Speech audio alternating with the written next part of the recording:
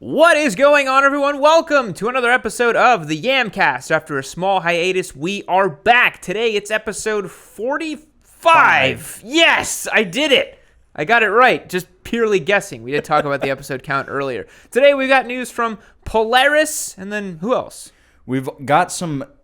let's see, I forget. It's been a long day. We don't do the Yamcast for 2 weeks, and it's already going to crap. We've got some news from Husqvarna about some electric motorcycles. I believe they're it's talking pronounced about. Husqvarna. Husqvarna. Yeah, you're not pronouncing it right. And then the Ever Given strikes again. The meme that keeps on giving. And then later we'll be doing the call-in section of our podcast. We're going to be talking about modifications on your motorcycle, things you think are essential, things you think are required on your particular model, and just talking about mods in general. And then we've got a meme contest. We've got a great still image and a couple videos from Johan Zarco's crash at Portimao. Stay with us. It's going to be a good one. All right. Spite, lead us off. What's our first bit of news? So, our first bit of news today comes to us from Polaris, who has reported a 31% increase in motorcycle sales Q1 2021. Whoa! So, I was digging into this, and it turns out that Indian sales are actually up 60%. Which they reported. It's because we made scout videos. Yes, that's all. It was us. Them. Where's our check? Pay us, Indian. This is crazy. So let's see here. Parts and accessories raked in 165.6 million in sales revenue, up from 126.6 in the same quarter of 2020. So they made $165.6 million in sales revenue in one quarter from just parts and accessories? But that's Indian and slingshots. But that's crazy. Mm-hmm. That's in one quarter? Yeah, and the crazy thing here is they're saying that Polaris reported an increase of over 60% in Indian sales, which is solid. And I gotta believe that's all down to the new FTR, the new Challenger, and the new Chief. I think those three bikes are the kind of linchpin in Indian's cap right now. Yeah. Dickie Withers in chat also says that the stimulus checks were coming in clutch. Yep. There is that too. Yeah, this was definitely where a lot of stimulus checks went directly into as people's motorcycle funds. Mm-hmm. So this is kind of cool to see, especially, when you don't really hear a lot of good things coming out of American motorcycle manufacturers. No, lately. Usually it's numbers are down, things are dying, but yeah, Indians, I mean, they got a good playbook going right now. Yeah. I think that their new FTR with 17s is going to be very interesting to a lot of people who weren't ever really considering Indian in the first place, honestly. I think that it misses the point, but I don't think people care anymore. I don't think they care. They just want a sporty American bike. Motorcycle. Totally. And I think that's what they're trying to deliver with the FTR. Yeah. It's probably going to handle a little bit funny because it's really long. Yeah. But they said that they shortened the wheelbase a little bit, so... Yeah. I think it's like, in a world where we think it's like, quote-unquote, normal for a hyper-naked bike to have like 160, 180, 200 horsepower, I think that if it makes a good amount of torque and it makes a good sound and it looks cool, that should be enough for most people, Because it's a, 1133cc V-twin, or is it bigger? I think the 1200 is a little bit pokier. I think it's a little bigger. Yeah. I don't remember off the top of my head, but they've definitely hopped this one up significantly. Yeah, because it's not, it's not an MT10, it's not a Street Fighter V4, but it's still fun and great to ride, apparently, from what I hear. They're making in the mid 120s, I believe.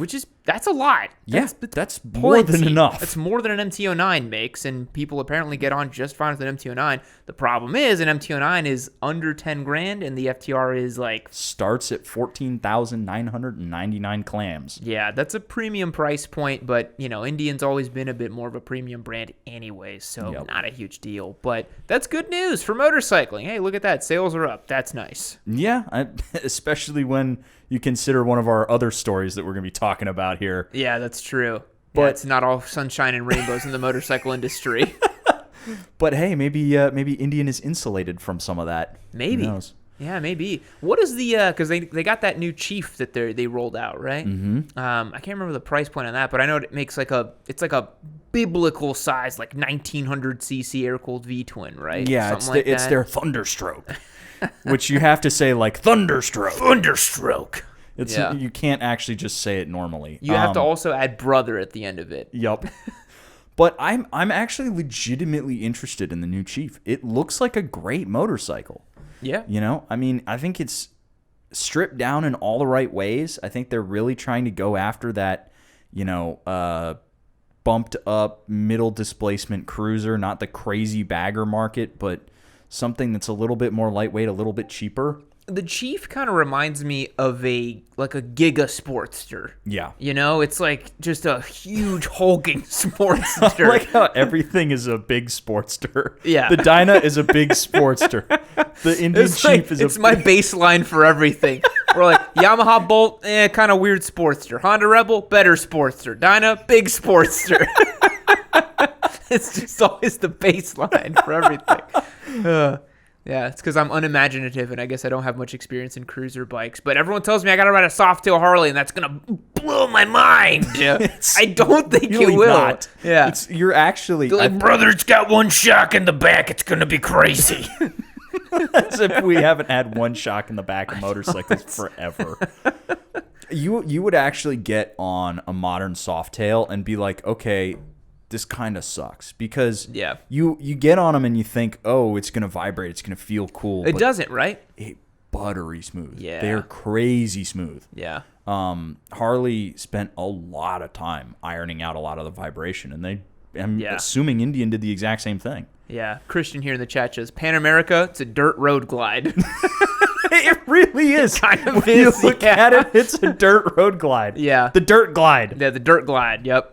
When you really think about it, it's just dirt Sportster. Yes. You know, that's all it is. That's a bike I'm really excited to ride. We've started to see the first rides and impressions from some folks on YouTube, and I'm really curious to ride that bike. You want to ride it? Yeah, absolutely. I think it'd be fun. I'm willing to ride anything that Harley puts out that's different. Dude, it makes 150 horsepower. Like it that can't suck. Yeah, that's a lot of juice. It's a lot of freaking juice on that thing. But yeah, good to see the Polaris is doing well.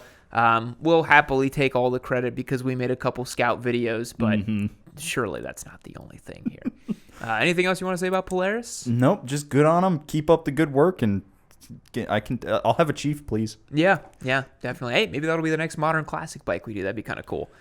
But what's next on the docket? Next up, we're talking about Husqvarna's e-Pillin concept. I saw this because Andrew, our editor, who is I think 3 times Fart Pillin owner, maybe twice, I don't know, but he posted on his Instagram story, he's just simping about the e-Pillin. So I've started to see some of this too. So the reason why I picked this one up is not just because it's, a cool looking, it looks like a fancy Husqvarna, is because they're talking about that swappable battery that we talked about a few weeks ago. The partnership with because Husqvarna is owned by KTM, and they're all part of that new cabal. They're doing the swappable batteries. Piaggio, right? Yamaha, and Honda are doing this swappable battery system where you can just go and chuck your spent battery in a bank and put a new one in your bike. It's super cool. And this is them making good on that promise. And I think this is actually what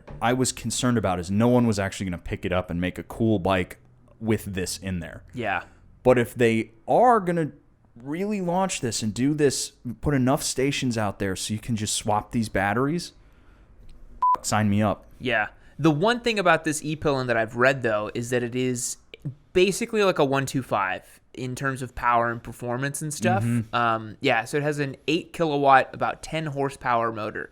With it's 62 miles worth of range. Yeah, so it's much more of a kind of bop around the city kind of bike, which for a lot of people, that's exactly what they need. And people in denser urban environments, I'm thinking San Francisco, New York, LA maybe, although the commute can be kind of crazy in LA, so I don't know if it would last, and the top speed's probably pretty bad on that thing. But this is definitely going to be a big heavy hitter in the European market as well. It looks super cool. I think we can all say that, right? Like, the design aesthetic for this bike is super interesting and cool. It's like a super stripped back Husqvarna Vitpillen or Svartpillen model. It's got all these holes kind of in the middle of it. It looks like a concept bike. It doesn't even look real, you know? Yeah, I mean, I think we can say that whenever a fancy concept comes out, 9 times out of 10 it's Husky that's doing it. Yeah. I mean, they do some cool stuff, and like I love how on the Svart 701, the tail light, when you take the seat off, the tail light comes with it, and it's just held on by the wire. So cool. I mean, you can tell that like people made and designed it, and it does look like a concept, you know. Mm-hmm. Yeah, so this is going to be really cool. Jonathan Hughes in the chat said the whole Bay Area would go hard with these, and I could really, really see that in the Bay. Yeah. They would definitely go for these. But it's going to be cool. I think we're going to start seeing, swappable battery Yamahas and Hondas. I don't think it's going to be much longer until we start seeing those too, honestly.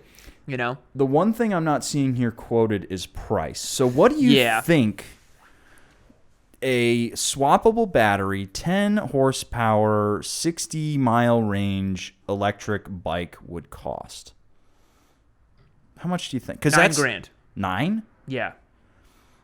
What were you thinking? I feel like if it's $9,000, it's not going to be picked up on. That's my thing. I think it's going to be a little, because I'm working off of what the Zero SRF costs, right? That was the SRF is 20 something, something like that. Yeah, but that's top of the line, flagship, whatever. I feel like if they could get it for 7, and then get you, I think because a 125 in Europe, because they're so sought after, and because so many people get them, I think those are like $6,000 or $7,000. Something that it's mass produced and like well known to design and build. This is like a new product with a new thing. I think like $9,000, honestly. Yeah, I was kind of hoping to see this come in a lot lower so that you could push. 2 guys on chat. Dark Assassin says $10K, and then Jonathan Hughes also says $10K before incentives. So maybe it gets down to that 7G price with tax breaks and stuff, right? So possibly. But yeah, I think this is the start of, an electric bike range that we could start seeing. And what's really cool about the swappable battery thing as well is that it kind of future-proofs it against, batteries that have longer ranges and stuff like that, right? Yep. So you're not stuck with a bike that has an older spec battery, like a 2009 era Zero or something, right? If the batteries get better, you could just swap a new one in, right? Yeah, and a new battery on an old Zero is $3,000. Yeah. Which is yikes. That's just a lot. Get a new bike. Yeah. So, especially if they can just standardize the port and any new battery just uses that same old port, and you can just chuck the new better battery in there. Yeah. Now, do you think this, we talked about it a little bit, but do you think this will have a subscription for a monthly sub for the battery stations? I hope not, because it's like everything is like that nowadays, you know? But I don't know how else they would bill you for that. Maybe in an altruistic world, which we don't live in, I would imagine that you rock up and you would like scan like some sort of key fob that authenticates the fact that you're allowed to take one in, one out type of thing. And you can just swap, but somebody's got to pay for that electricity that's charging the thing, right? Yep. So yeah, it'd probably be like a monthly subscription package, and then you get a certain amount of hot swaps, and then after that they start billing you extra or something like that, right? Which sucks. Yeah. So, But I guess it's no different than filling up for gasoline, right? I suppose. Yeah, I guess one just feels better because you're like, I bought a thing and I put it in my, vehicle. Whereas this is like, I'm paying like some cloud somewhere, I hate monthly subscriptions. But do you really actually feel good when you put gas in your car? I assume as the owner of a new truck, no, I do not. With your 33-gallon tank. No, I don't feel good when I fill that thing up. But I love the range. I do feel good when I fill up my motorcycles, though. I'm just like, oh my god, this is so cheap. It's like $8 to fill this thing up. Truck life. Yeah. So maybe you'll get a new sort of satisfaction of like putting in the new battery or something like that. But they should make a nice hissing sound. It's like clunk. Yeah. Yeah, I'm sure someone's out there designing the tactile, feedback and the haptics around putting in the new battery in it. But this is cool. If we can somehow get our hands on an e-Pillen, we will certainly feature it on the channel. But I don't know. I've never seen any of those hot swappable battery stations around here anywhere. So hopefully it has the system where you can also plug it in, right? They're still building out this network. Yeah. So, I mean, this is the first motorcycle that we've seen that has this swappable battery in it. So, Yeah. And I think it's mostly around scooters. So this is the first motorcycle, or at least motorcycle-shaped object. Why does it feel like on the Yamcast we only ever talk about Harley or like scooter news? You know, it's almost like that's what everybody is spending money on or something like that. And sport bikes really don't matter, but whatever. Oh, shocker. Well, we were originally, I just saw a side article there. We can talk about it for a moment. Dude, we got a brand new Gyxis 1000. Oh, boy. It looks like a Super Grom now, and it's got the K5 still in it. I mean, Suzuki. All right, I'm just gonna say it. Suzuki's never gonna build a new motorcycle ever for the rest of time. They're gonna make a hot swappable bike like this, and it's gonna have an SV650's frame. It really does look just like a Grom. It does look like a Grom. Yeah. But hey, it's got the K5. It's the same frame, same engine. They didn't even bother putting in the one with the VVT from the Gyxis 1000. It's literally the same. They just made it look angrier. Do you see as they slide it over? Case is the same. Frame is the same. Everything is the same. They just made it look angrier. Yeah, it's just a bold, fresh new redesign, as they would say.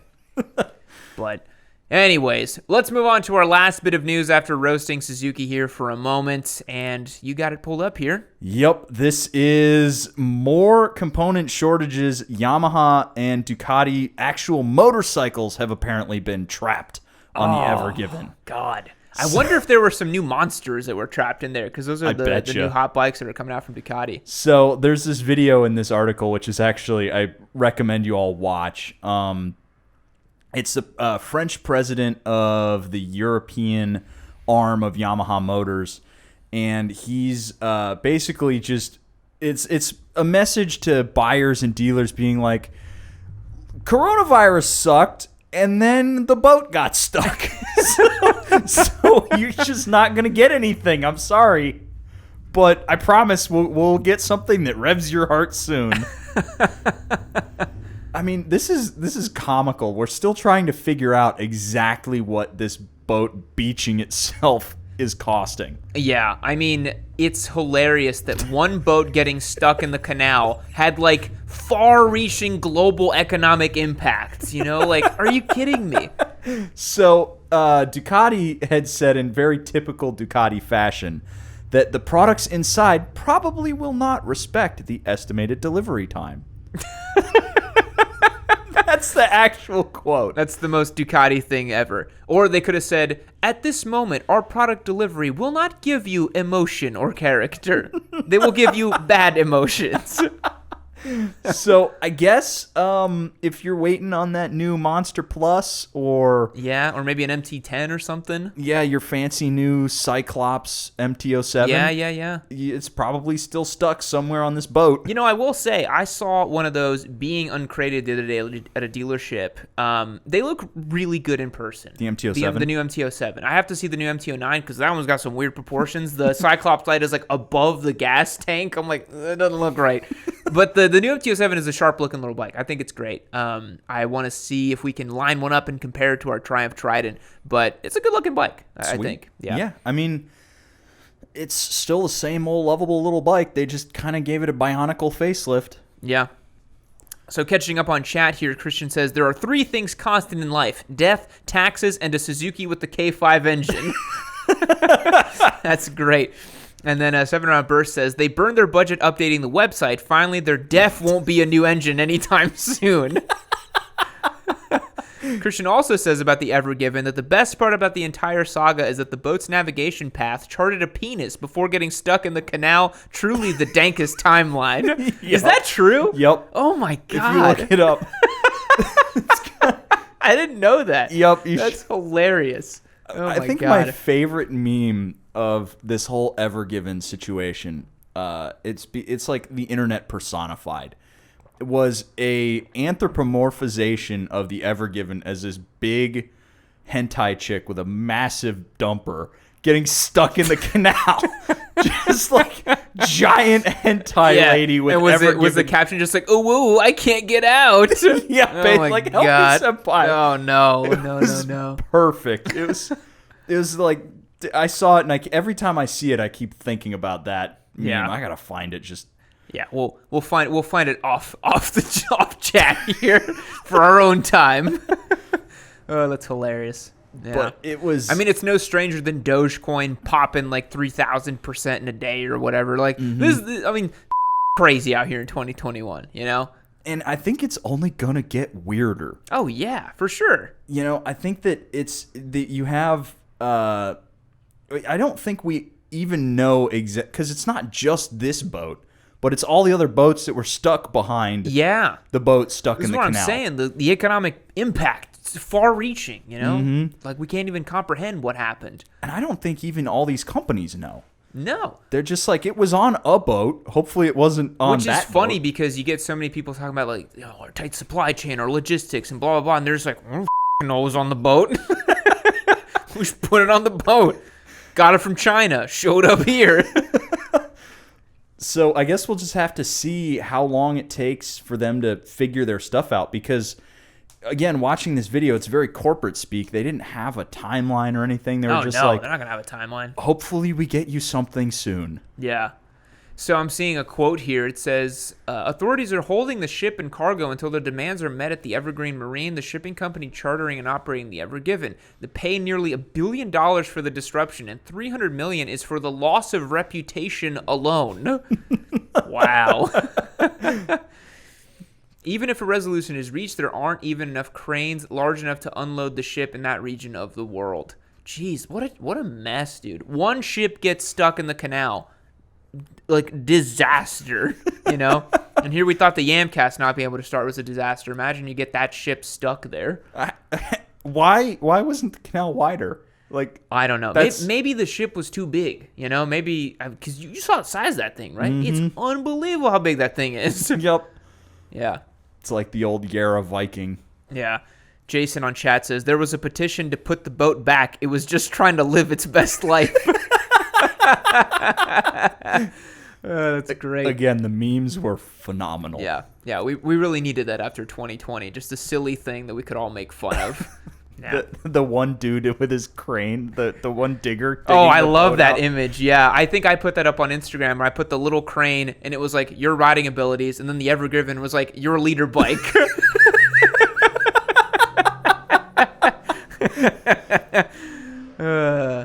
Anyways, guys, I think that's going to wrap up the news section of the podcast. We're now going to move over to the call-in section and talk mods on your bikes. Let's do it.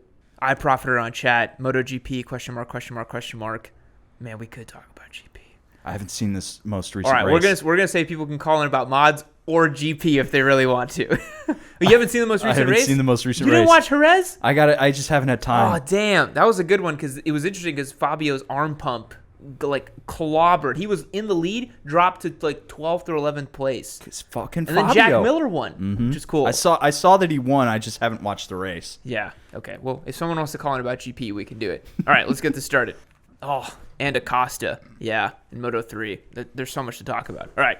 Okay, I'm going to put that out there. I don't care. It's my It's our Yamcast. This gets like 10,000 views. It doesn't matter.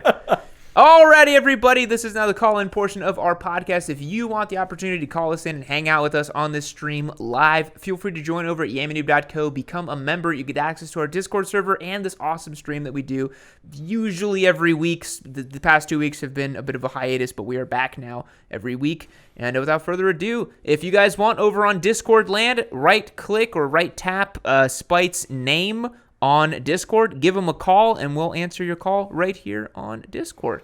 It should work just fine, I believe. I think we have one already in the pipe. Sweet. Wade. Hey there, Wade. You're on the Yamcast. How's it going?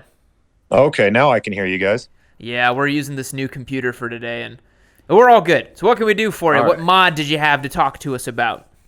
So I had a question on, maybe you know, so I have a TTX, and it's a Triumph TTX, Olin's TTX on the back of my Daytona, but it's like so my Daytona is an 06, which didn't come with, the TTXs, but I heard somewhere that those were not actual, like the true real deal Olin's TTXs. Have you heard anything about that? Like, so what they put on the Daytonas, like I guess what would that be, like 9 to 17, wasn't a real TTX. It's something kind of down spec'd, but they call it a TTX. Do you know anything about that at all? Yeah, so what happens is usually when a manufacturer sells a motorcycle with like Öhlins suspension, what they do is they sell it to you with like sort of mid-shelf or bottom-shelf Öhlins components. They're not like the full-on race suspension. It's still good stuff, but it's not like the actual like race suspension. There's different valving, different springs, different quality components, all of that. Again, not to say that it's a bad spring or a bad shock, but it is a little bit different. So I believe if you look at like there's probably like a little stamped code somewhere on the shock that you can look it up and see if it is one of those mid-shelf Öhlins. But yeah, if it's a TTX from like a Daytona that was sold factory, it's not the same as like a TTX that you'd buy at like your local shop or something like that. See, I never knew that. That's interesting. Well, now you know. Now I know. Yeah. I saw you have a CompWorks exhaust on your track bike. Nope, I actually have a Botus full system now that I've had for a couple months. Yeah. Oh, did you used to have a CompWorks tip on there? Yes, I did. Yeah. And it was okay, but the full system really is what you need for track day work. Right. Yeah. I have the CompWorks on the back of mine, and it sounds divine. But yeah. All right, good deal, man. Now you know about the TTX. There you go. Yeah. Interesting information. Yeah. All right, man. We'll catch you later. Yeah, appreciate you guys. Thanks. Alrighty, folks, and just to remind y'all out in Streamlane, if you do want to call us about MotoGP, I will talk about it. Okay? You'll make that sacrifice. I will make that sacrifice. Next up, Millennial Malaise. Hey there, Millennial Malaise. You're on the Yamcast. What can we talk about today with you? Hey y'all, I kind of had 2 mods that I wanted to talk to you about. One of them, I would say, is like a fantastic success. I watched your video on tank grips, and first thing I did when I bought my bike was slapped on a pair of tank grips and never looked back. They've been awesome. Yes, another tank grip devotee. They're very good. Yeah. Oh, they're the best. The second was kind of something that I've been on the fence with, considering my bike. It's a naked bike, so not a lot of wind protection. And I've been considering dumping a windscreen on there. And I was just curious where y'all's opinion on that is, whether it's like one of those things that's like, great, love them, slap it on, or if it's like the wind builds character or something like that. Well, you loved the windscreen on the Bolt today. Yeah, I mean, for me, like, windscreens, if you do them right, they're cool. If they're done poorly or they're, like, at a weird angle that, like, buffets all the wind to your head, they're awful, and I hate windscreens. I want to get your take on this, Spite, but I find that, like, factory windscreens work super, super well. Like, an adventure bike with, like, a little detractable windscreen works super great. But otherwise, I've never put an aftermarket windscreen on my bikes. Spite? I put a Puge taller windscreen on my VFR, and it put the wind in exactly the wrong spot. So and the only other one that they had was ugly as sin, because it was, instead of like being curved like a sport bike, it's basically like straight up, like an adventure bike. That's so bad. That would have looked ugly as So, yeah. I mean, it's really down to if you can get one that's easily removable that actually works, go for it. I mean, I've seen a lot of people get away with just a little lip on their I've seen those. Just like a little lip on the front of their bike to send wind up, or maybe just make it a little bit more laminar, because especially coming off of your handlebars, it can be Y'all are choppy. kind of breaking up on my end. I don't know if the audio is clear for you guys. Oh, it's clear for us. Yeah, we can hear you. Okay, perfect. Well, I was just going to say, like, that's the one thing that I haven't been loving about my bike is, like, the Husky aftermarket is pretty slim. So, like, your options for windscreen is really, there's only one shape. So, but it does look like it's pretty easy to install and remove. So I think I might give it a try. So thanks, y'all. Yeah, try it out, man. I've personally never really felt the need to have a windscreen, but if you're doing like lots of commuter miles, like lots of highway miles, it can definitely help with fatigue on the bike and stuff. So yeah, give it a shot. All right, thanks, y'all. All right, thanks, man. See ya. Hey there, Prez. You are on the Yamcast. What mod can we talk about today? What's up? Hey, Prez. Good. You'll probably want to turn off the sound on the stream.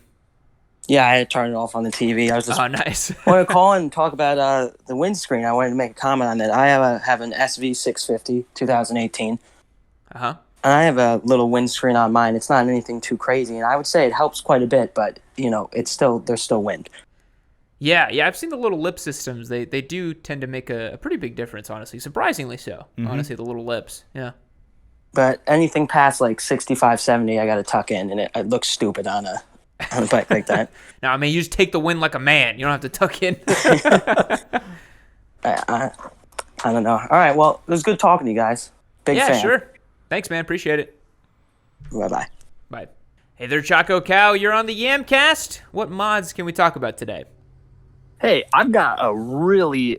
Can y'all hear me? I can. All right. I've got a really strange question.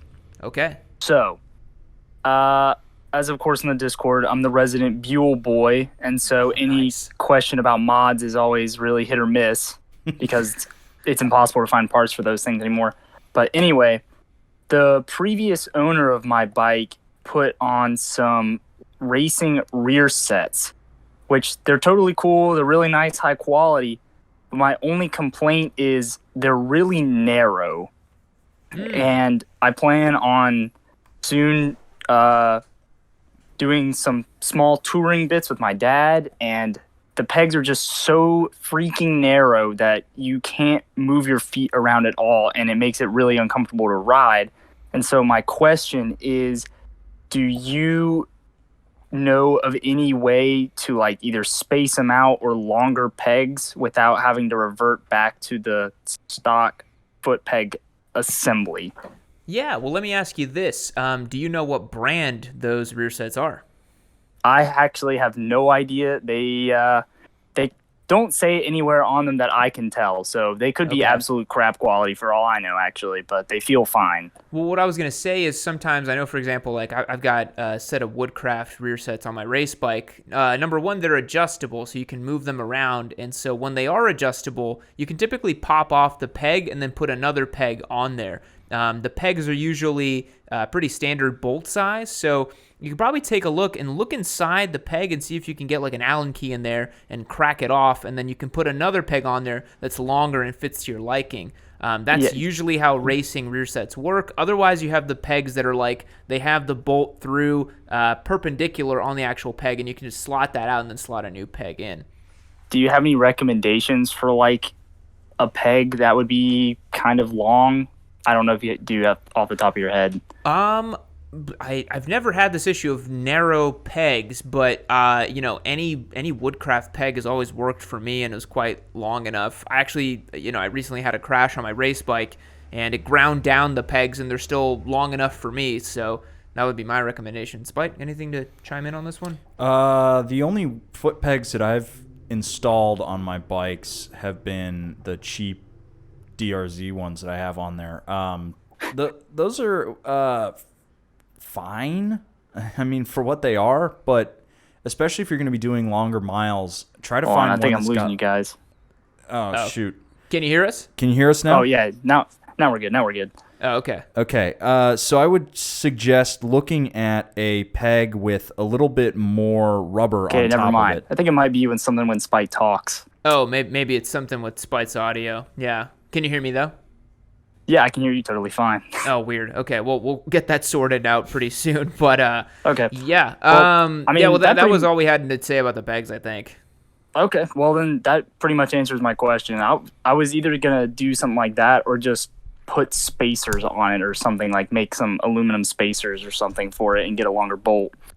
Yeah, that could work too. As long as you can remove them, you can put in another peg. Yeah, I can remove them. It's like the rear sets weren't really made for the bike, and so the seating position on the bike, I think, is set up for wider pegs, and so with them being real race spec, your feet dangle off the sides. Yeah, I mean, to be honest, a proper race spec peg would be a normal length because you're often moving your foot at a bit of an angle on the peg and bringing it back close with your heels, I would think. Yeah, that's what I would think, but whatever, I'll figure it out. Thank you, guys. Yeah, you're welcome, man. Good luck. All right, see you around. All right, see ya. Hey there, Seda. Seth, you are on the Yamcast. What mod did you want to talk about today? Hey, yeah. First of all, I'd just like to say thank you for getting that meetup map fixed. That's pretty awesome. Oh, you're welcome. We actually took way too long to fix it, but I appreciate it. Yeah. So I'm pretty new at riding. Only been riding for about a month now. Oh, cool. My biggest issue here is, and I've always had a tough grip on things. I've always written real hard with a pencil, everything my entire life. Been doing my best to try to just be real easy on the throttle, and I'm pretty smooth with it, but my hand goes numb after a good probably 10 minutes or 20 minutes on the interstate. Whoa. I'm just trying to to figure out what I can do. I've tried just about any little grip that I've found on the internet that other people have tried and worked for them, but nothing seems to be working for me. So I would say this is more than a grip or a glove thing. This is going to be just you learning, probably with your wrist position more than anything else, to keep your hand nice and light on the throttle. Let me ask you this. How does your wrist look when you're riding a motorcycle? Do you have your wrist like lower down like this and you're kind of really gripping the bar, or do you have your wrist further up in a more relaxed position? It's sitting pretty flat, really. Okay, so it's nice I'm sitting flat. up. I'm 6'2". I'm on a Ninja 650, so I'm sitting up pretty high. But Okay. no, the wrist from what, and I've paid attention to that too to see if maybe I'm, bringing my wrist in too far or whatever the case is. No, it sits pretty flat. Yeah, because what you're going to want to do is sit it nice and flat and then really just kind of lead with your thumbs and the kind of edges of your pinky and your ring finger, because what you can start practicing to maybe lighten up your grip is riding with your index finger and your middle finger hovering over your brake lever. That way you literally cannot grip it as hard as you would like, because you're only using your pinky and your ring finger and then your thumb as well. That'll probably lighten the grip up for you a little bit and keeps you in a pretty good position for street riding to accentuate the brake whenever you need to. Spite, thoughts on this? You could try a cramp buster. Those. Yeah, that's right. You can put a cramp buster on, and that. What is that? It's just a little plastic. But yeah, you're cutting out on the Discord. Oh, damn. Here, do you want to jump on this mic? Yeah, sure. 1 sec. We have to share the mics. So, this feels really freaking weird. So, a cramp buster is a little piece of plastic. It costs no more than $10 that you just slap on the grip, and it's literally a paddle that sits under your palm, and you can't grab the bar with your full fist. It's basically the same concept. Yeah. Okay. So like a wrist rest. Yeah. Yeah, if you want to see what those look like, we actually had one on the Indian Scout in our videos. It's that little plastic piece that was on there. So you could give one of those a shot too. Oh, for sure. Thank you. Yeah, so hopefully that helps, man. Thank you. All right, see ya. Bye. Dude, super weird about your mic. Yeah, I have no idea what's going on. Is it fully plugged in or something? I mean, it seems like it's working on Discord, so I don't understand. Maybe it's like a... Yeah. The Yamcast that doesn't want to exist. This Yamcast really does not want to exist. I think we're going to do this final call because we're having issues with the... Oh, and they're gone. Well, and nobody even called about MotoGP anyways, like I wanted to. This Yamcast did not want to be made. Okay. Well, that was the first time we had to share a mic. Yeah. It's like we were doing a duet. Singing to the mic. Oh, romantic duet. Alrighty, everyone. We're going to wrap up the call-in section due to technical difficulties we were having. We hope you enjoyed this quick, brief chat about mods on bikes. And now we're going to do the main portion of the podcast. Stay tuned. Alrighty, everyone. Welcome to another week of the meme contest. For this week, we had our boys whip up a fantastic meme based on Johan Zarco's post-crash woes. So we got a wonderful still of Johan Zarco from the Portimao race where he crashed out, and he's kind of just dejected looking at a tire wall, just like, man, why did I do that, you know? It's a really great still and highly memeable, and I heard that the boys came up with some good stuff for this week, right? That they did. There are some great memes today. So we actually have a full rack of 15 memes, too. Oof. So Jeez. a lot of them came in, and a lot of new faces too. All right. So starting us out this week, we have the Button, or T-Button, Yeah. with... He says, when the tires aren't the only rubbers you broke today. And Johan's just kind of sad. Nice. Simple but effective. Top text, bottom text meme. Love it. We have a lot of top text, bottom text, but Okay, some okay. of them are very, like, they're just... All right. That's So, pretty good. Our rating for the Button, creativity. Pretty funny joke, and based on rubbers and the tires for the GP and stuff. How about a 6.5? A 6.5. Yeah. All right, funniness. I got a good chuckle. How about a 6? A 6. Starting us out with a 12.5. We did get a late entry. That's why Millennial Malaise already has the -3 on there. So next up we have Dr. Feelgood. Dr. Feelgood here says when she wants to go riding and she starts taking off her clothes. It's sad. Yeah, we've all been there where you're like, yeah, I kind of would just prefer to be on my bike right now. That's a good one. All right. So for Dr. Feelgood, we got creativity. I thought it was pretty funny since he's already in the suit and looking kind of sad, Mm-hmm. I think this one's also a 6.5, I would say. A 6.5. Yeah. And for funniness, I think like a 5.5. a 5.5. Yeah. So that's a 12 right there. Next up we have Fog. Fog says cries in leader. I didn't really get this one. No top text, just bottom text. Maybe this is a postmodern meme that I don't understand. I guess he's just sad about crashing out. Cries in leader. Nope, I'm not getting it. Yeah. 0-0. Oh, savage. I didn't. It's a nothing. Right? Like. Yeah. I mean, I don't very understand- accurate. I don't understand what it's going for. Sorry, Fog. Better luck next time. Next up, we have Use House. Use House. Use house. All right. Use house says Yammie every time he is asked for the best beginner bike. Just sad. Yeah, that's true. I mean, at this yeah. point, do you even get sad, or do you just like? I don't even know anymore. I've taken it in so many different directions. You know what I mean? Because like before, I was like, oh, just get an Ninja 400, and then later I was like, oh, tell me like more about yourself and this and that. And then for a while there, I was like, get whatever bike you want, just don't kill yourself. I don't know, man. What is the best beginner bike? I feel like we're gonna keep making content about that until the end of time because people keep asking the question. Yep. They keep wanting to see it. So You guys are fueling those lists. you are. All right. So, creativity. Creativity. Pretty good. like- What do you think? Like a 5.5 or a 5, kind of Yeah, middle of the bell I think curve 5.5. here. Yeah. And funniness, Pretty funny. How about a 6.5? 6.5. Next up, we have the dude CJ. That dude CJ. When you want to be a fast boy, but Yam keeps calling your bike a scooter.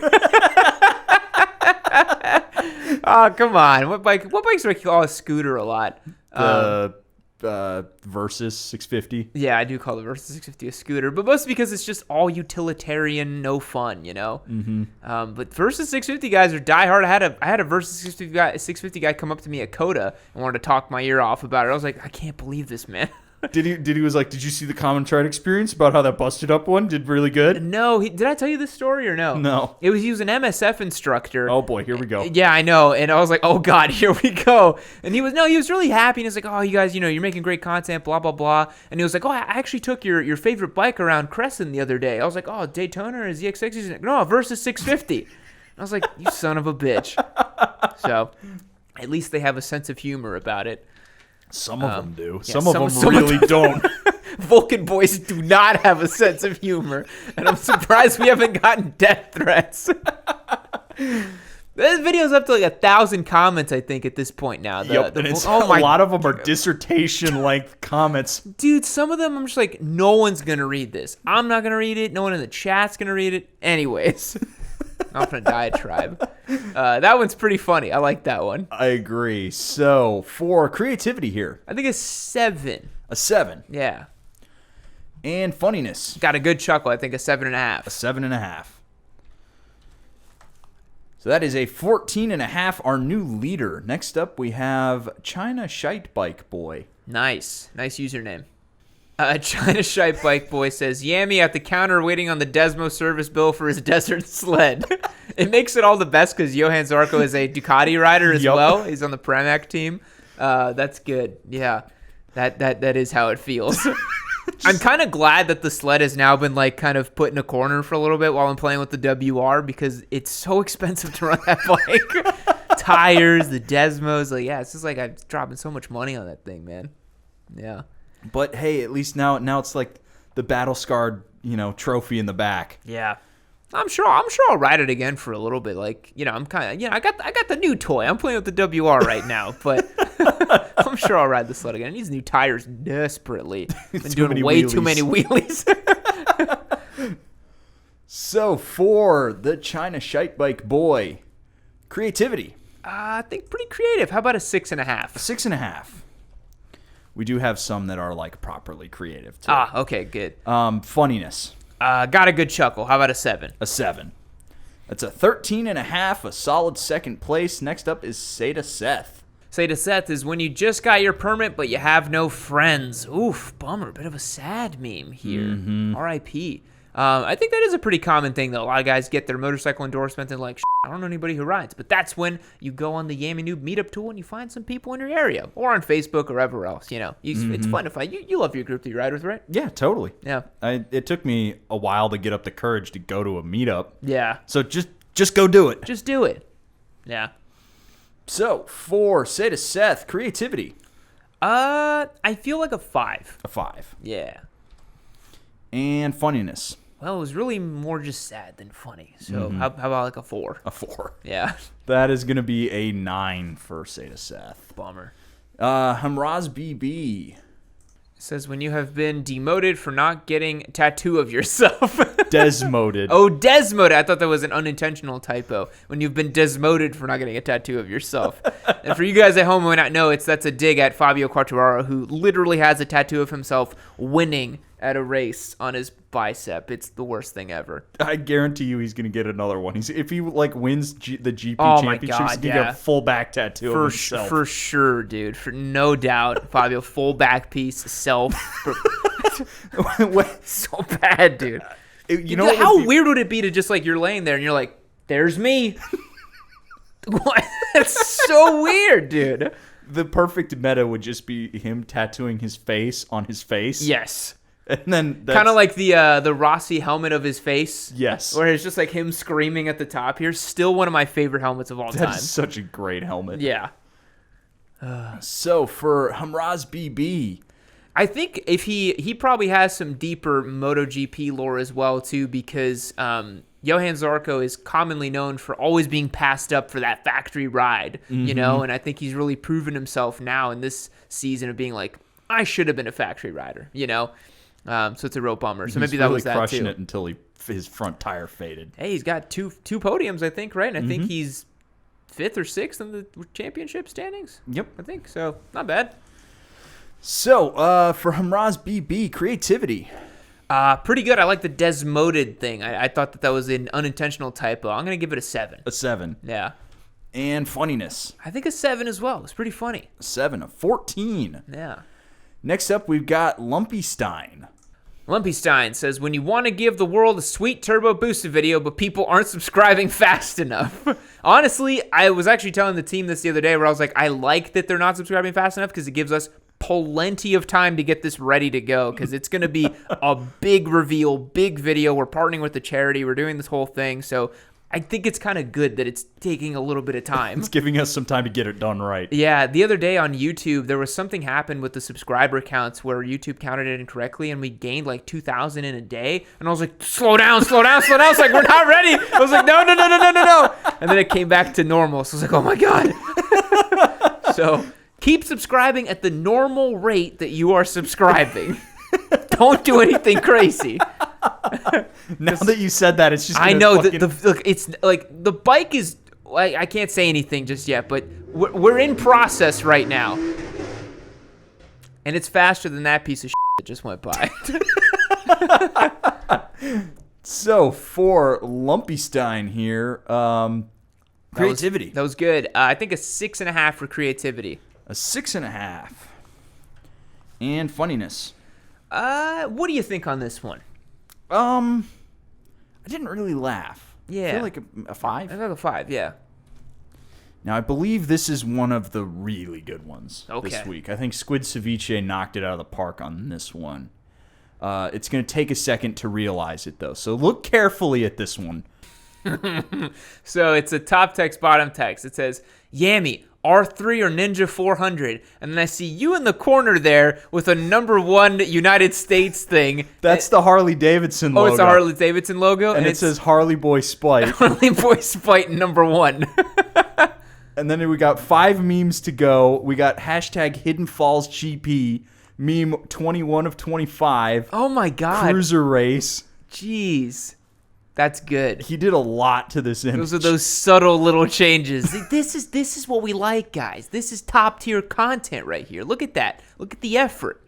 It took me a second. I literally looked at it and I was like, okay, cool. And then I put it in there and I was like, wait a minute. Yeah. A lot happened in this image. I love 5 memes to go. That's great. So for Squid Ceviche here, creativity. This one's up there. That's high. Yeah, I think 8.5 for sure. 8.5. And funniness. Got a good chuckle. I think an 8. Yeah, an 8. Yeah. See, guys, if you're gonna do a single static image, you gotta put the details in. You gotta do the work. We had another image like that a while back that had some of that too. Yep. It's all about the little layers. You gotta. It's like an onion. You gotta give us something to look at every time. Yep. And I actually think that was 5 memes to go. Nah, he was technically the 6th meme. Now we have 5 memes left. Yeah, we have 5 memes to go, but that's crazy that just ended up that way. So close. All right, so this one actually has some sound to it. Ooh. This next one from Martin, I believe. Manton. There's a lot of situations where a lot of my videos, almost all of them, can be very relevant and helpful. So emergency braking, it's really good to practice and know how to do emergency braking, but just like I said, it's also really good to have the confidence of the front brake when you're cornering. So how to practice this stuff? So first you have to do it a lot. So sometimes I would ask the students, like, how often are you going to practice this stuff once you get a bike? And I've heard students say, maybe once a month or so. Once a month? You need to practice this stuff minimum 3-4 times a week, minimum. Once you learned how to tie your shoe, you never had to relearn it, right? You could be having a conversation with somebody, tying your shoe at the same time, and not even looking down to see what you're doing. But if you can't do that, you don't have it good enough yet, and you need to practice more. Sad Sarko. Poor Zarko. As a side note, though, that's that. I know that guy. That's the Moto Jitsu guy, isn't it? I think so. I'm pretty sure it is. It was weird because he was filming in some hotel room. It looked like he was in a hotel room. But as a side note, who the has time to go 3 or 4 times per week to practice their braking? I don't know. I certainly don't. Who the has time for that? Nobody, dude. Maybe if you're on a ride, you could do a little threshold practice, but bro, come on. You're not going to make 3 or 4 times a week going out to like some parking lot doing that. That's ridiculous. Just want to put that out there. But that's what I have ABS for. That's great. This was a good video. Yeah. Yep. So sad Zarko, man. Like truly, truly sad. Emotional Zarko mixed 2021 lo-fi hip hop. You know, like God. Some effort went into that one. So for creativity, Zarko mixed to cry to, you know.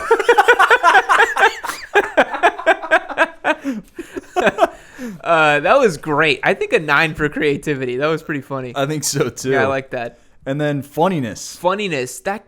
Well, it got a good chuckle out of me. I think but it wasn't like gut busting, you know, like a 6.5, yeah, 7, that sounds something like good that. to me. 6.5, yeah. 6.5. That is a 15.5. So not quite topping Squid Ceviche right there. Next up, we have Shippers, who also has some sound. Oh, wonderful.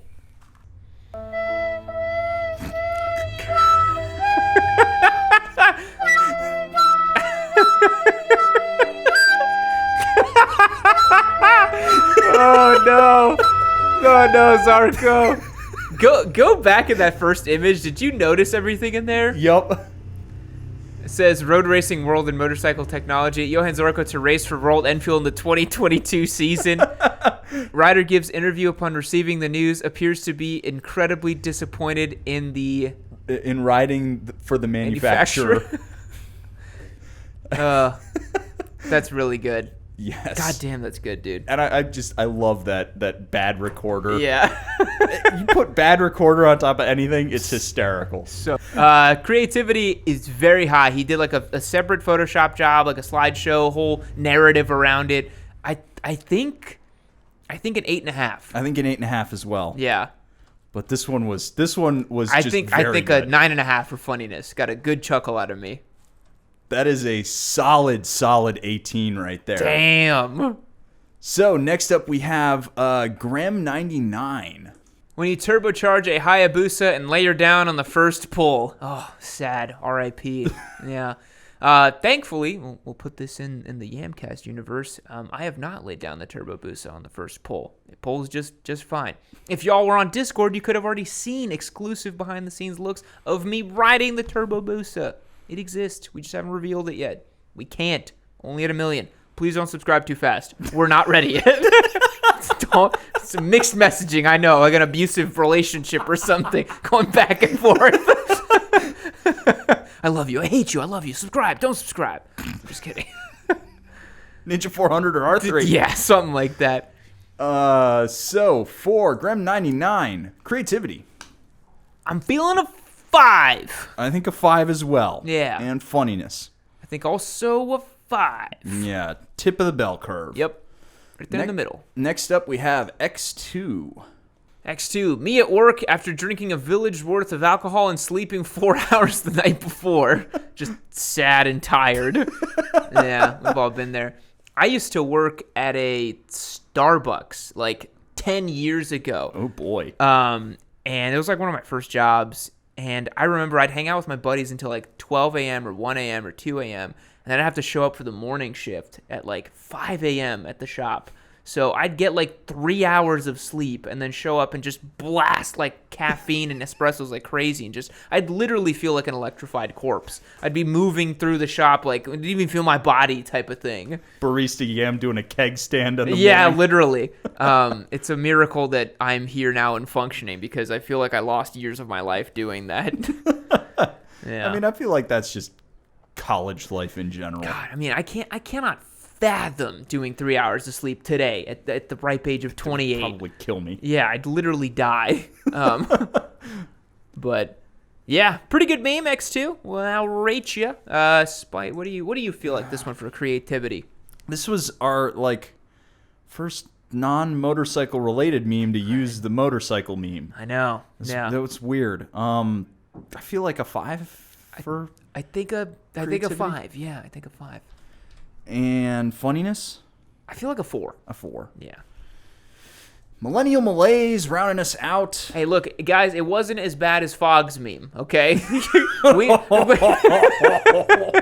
No one understood what it was, so it can't be that bad. All right, wrapping us up here today, Millennial Malaise. Let's see what they cooked up with. This is a deep lore meme. It says, when you upped your giveaway entries to 10,000, which, by the way, you cannot do. Yeah, that's too many. And it says, and Bad Assler wins again. They're just sad and dejected. So there's a weird meme that's happened on the Discord where we've just decided as a joke that Bad Assler wins all the bikes. It's like, because people always jump in at like the day before we're going to give a bike away. And they're like, when's the giveaway stream? When's the giveaway stream? And we're like, well, it doesn't matter because Bad Assler, one of our mods, is going to win the bike anyways. And he's like, I don't even know what to do with all these bikes anymore. Just have them all in my garage. And it's just weird. Thanks, Yam. Thanks for sending another one over to me. But just to be very clear, he clearly does not win the bikes, but it's just a fun inside joke. So thank you, Millennial Malaise. Let's rate this meme over here. Kind of a deep cut. A deep cut, yeah. I feel like only people who are like in the Discord are going to know that one, but it's a good one nonetheless. So creativity. Creativity, I feel like a 6.5. A 6.5. And funniness. I feel like a 5. A 5. Yeah. And then he was late, unfortunately, so an 8.5.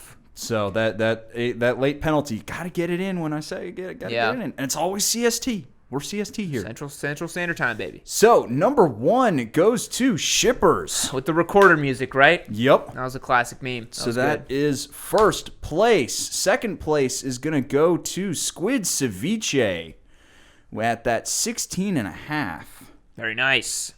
And third place is going to be, I believe we might have a runoff here. No, 15.5 for Manton, right? 15.5. Yep, that is our third place. Third place for Manton. There we go. And none of those guys or girls are on cooldown. So easy peasy this week. We don't have our master meme makers at work once again, which is good.